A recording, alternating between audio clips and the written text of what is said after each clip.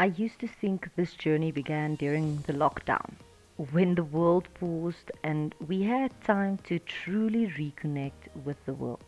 But as I look back, I see the seeds were planted long before that.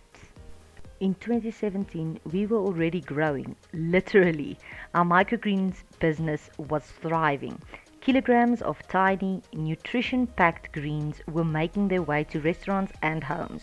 We built a greenhouse, experimented with hydroponics, and even had our first chickens. It was a passion, but we didn't yet realize what it was leading us to. With time on our hands, we started growing whatever seeds we could find. Butternut, kale, spinach, potatoes, sweet potatoes. Raised beds popped up everywhere in every corner of our yard. Passion fruit vines and guava cuttings were propagated with hope. Even radishes found place in the soil because, why not? It wasn't just gardening anymore. It was something deeper, something purposeful, something life-giving. And then, just like that, the world changed. COVID forced us all to slow down, and in that stillness, something inside me awakened. And I began to immerse myself in homesteading and permaculture. I watched, I read, I studied, I learned to preserve food, to make the most of every harvest, to build not just a garden, but a thriving, self-sustaining ecosystem.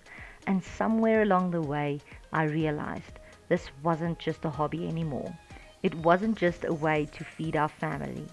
It was more of a calling. So we kept going. We built new things for the chickens. We experimented with permaculture.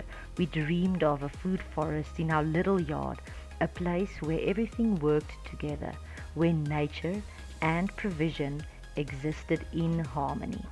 We started making herbal oils, embracing self-sufficiency, and living with intention. And slowly, this small homestead began to flourish, just like we did.